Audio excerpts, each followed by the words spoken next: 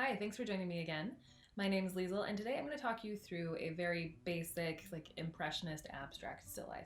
We're going to use these happy ranunculus that I've got right behind me because it's springtime and it's glorious weather outside. So let's get to it. When first starting off with a still life, you want to keep a pretty clean background, so no clutter. As you get more advanced, you can start adding parts to it.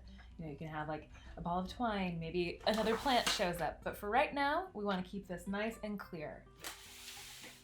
Go away, Fern. Now, like I said, we're gonna go in pretty impressionistic. I have a small canvas here today, and I've already prepped one.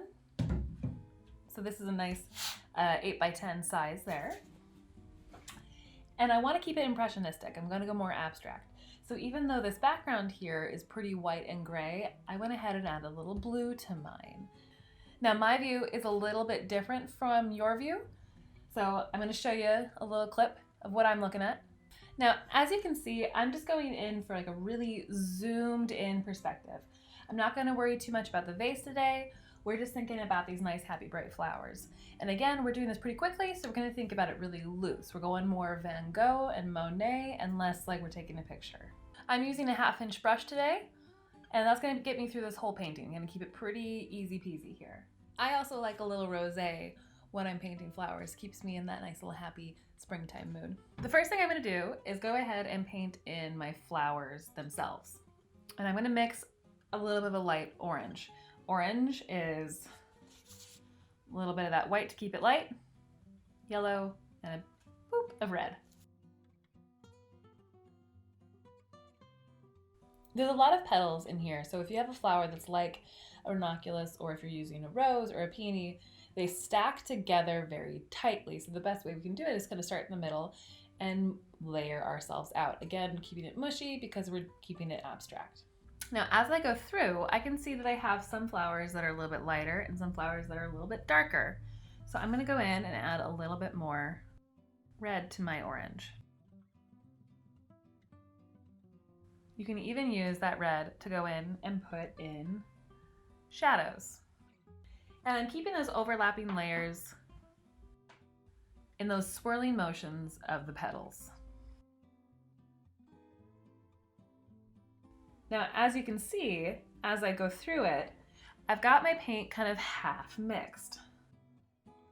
What that does is keep everything a little variegated. So as I paint, it adds more texture as I go, rather than having to go back in and do it by itself. For the flowers that are further away from me, I can just kind of have some blobs kind of hang out in the background. I don't have to fully form a flower that I don't want to put as much detail in. For the little buds that haven't quite opened, we just take the corner of our brush and just blob in a shape for where those buds will live. So while I let my flowers dry before I put more detail into them, I'm going to go in and lay in the base of our stems and leaves. High production value here. Now I'm going to start with some darker greens. So I've got green, a little bit of blue,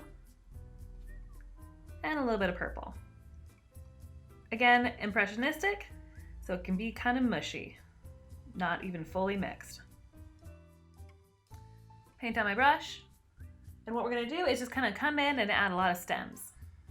Where I want little stems, I'll do thin lines, and where I want big leaves, I'll push down more on my brush. Now, because this is impressionistic, when we do our little stems, we can just do little bits that don't necessarily have to connect exactly to the flowers. We can just kind of have the idea of a little stem. As I come in and do leaves, again, keeping them very loose. So I'll do a line and then a couple little dashes to make that leafy texture. If you get tired of filling in stems, you can just kind of come in and put a couple little dashes of that green all around. And that can give you a nice fill without having to worry about each individual stem. I'll add some extra stems coming off the side of my canvas to make it feel like I've got some nice little texture in there. Maybe there's some things that we can't quite see in our canvas view. Ooh, look, we've got a little ant that decided to come say hello. It's because I brought those flowers in from outside. Hey, little buddy. There he goes.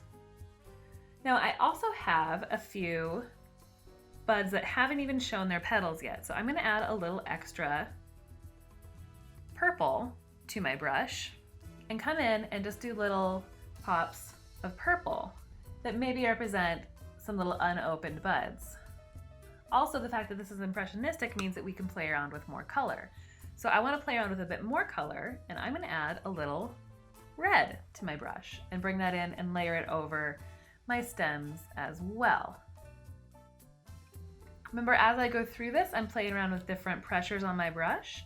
Sometimes I'll push down hard and sometimes then I'll push very light, depending on whether I want a large brush stroke or a little brush stroke. We can come in with some regular green for accents.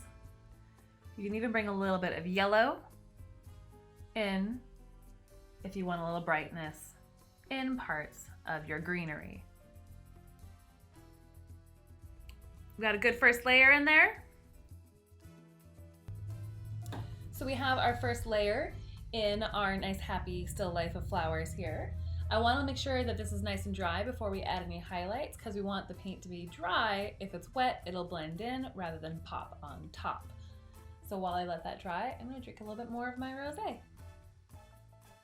So now that our paint is mostly dry on that canvas, I'm going to come in with just a little bit of paint at a time. So you can see there's a little bit of red on my brush, and at sharper angles here, so I'm going side to side, I'm just going to come in and put little accents kind of towards the base of the flowers where those petals would be opening.